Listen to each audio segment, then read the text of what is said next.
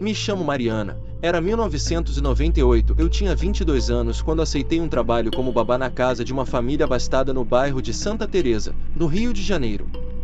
A casa era antiga, cheia de móveis de madeira escura e com um cheiro de mofo que parecia nunca sair. Cuidava de um menino de 5 anos, o Felipe, que desde o começo se mostrava uma criança quieta, mas peculiar. Certa noite, enquanto colocava Felipe na cama, ele me disse que a outra moça não gostava de mim. Perguntei quem era essa moça, mas ele apenas riu e disse que eu veria em breve.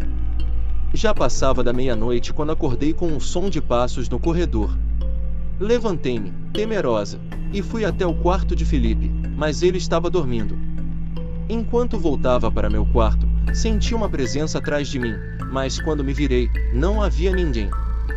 Foi então que ouvi um sussurro, vindo de dentro do quarto do menino. Entrei novamente e lá estava ela, uma mulher com um vestido branco, desbotado, e os olhos completamente negros.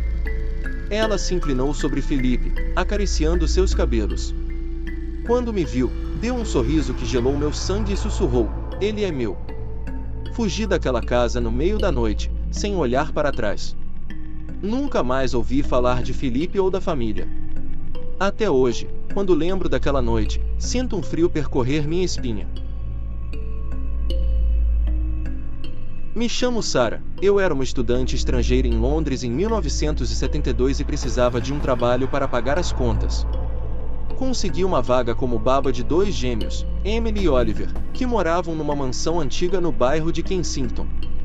O trabalho parecia simples, mas a casa tinha uma atmosfera estranha, quase opressiva.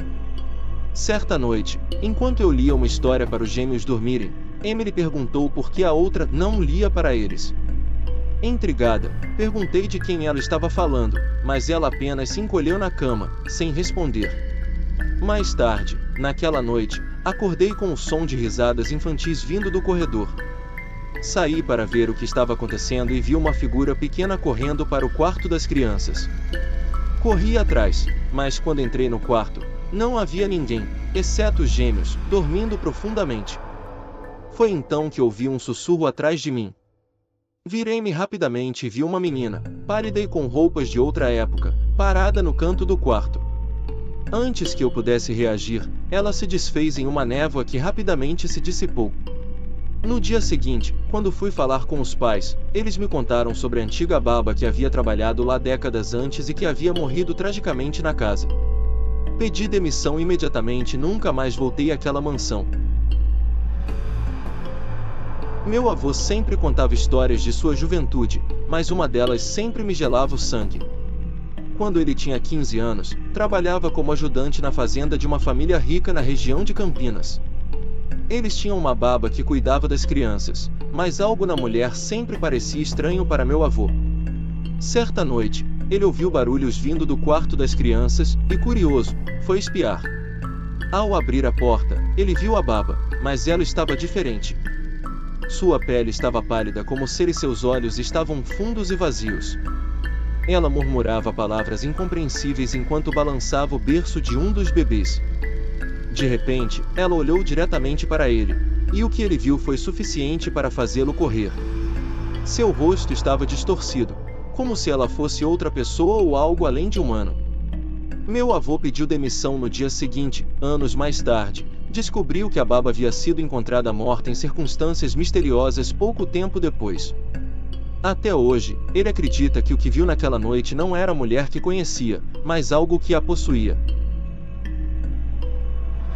Minha avó sempre dizia que nossa família tinha uma história com o sobrenatural. Em 1878, uma de nossas ancestrais, Júlia, trabalhava como baba em uma casa próxima ao antigo cemitério de Savannah. As crianças de quem ela cuidava eram estranhas, sempre falando sobre um amigo imaginário chamado Senhor Sombra. Uma noite, enquanto Júlia colocava as crianças para dormir, ouviu um choro vindo do quarto ao lado. Quando abriu a porta, encontrou uma figura sombria sentada ao lado da cama, acariciando os cabelos das crianças. A figura virou-se para ela e, no escuro, ela pôde ver olhos brilhantes que a observavam. Apavorada, Júlia tentou correr, mas as portas da casa se trancaram sozinhas. A figura lentamente se levantou e se aproximou, até que ela desmaiou de medo.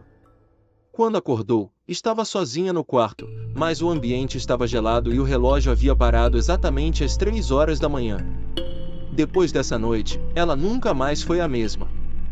Desistiu do trabalho e se mudou para longe, mas dizia que, às vezes, ainda sentia a presença do Sr. Sombra à espreita em seus sonhos. Trabalhei como baba durante muitos anos em Lisboa no ano de 1925, mas uma experiência em particular sempre me atormentou. Fui contratada por uma família de classe alta para cuidar de uma menina de 7 anos, a Beatriz. Desde o começo, Beatriz falava sobre sua amiga secreta, uma mulher que a visitava à noite. Uma madrugada, acordei com o som de risos vindos do quarto de Beatriz.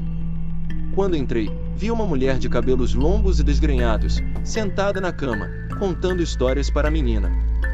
Ao perceber minha presença, a mulher se virou e, antes que eu pudesse reagir, disse com uma voz gélida: "Ela é minha agora." Liguei para os pais de Beatriz imediatamente, mas eles estavam fora da cidade e não voltariam tão cedo. Tranquei todas as portas e fiquei com Beatriz no meu quarto, mas a sensação de estar sendo observada era insuportável. Na manhã seguinte, quando os pais chegaram, expliquei o ocorrido, mas eles riram e disseram que eu estava imaginando coisas. Decidi deixar o emprego, mas antes de ir embora, Beatriz me deu um pedaço de papel nele. Havia um desenho dela e da mulher que vi naquela noite. Ao perguntar de onde ela conhecia a mulher, Beatriz respondeu: "Ela mora aqui há muito tempo, desde antes de você chegar." Nunca mais voltei àquela casa, e até hoje evito falar sobre o que aconteceu.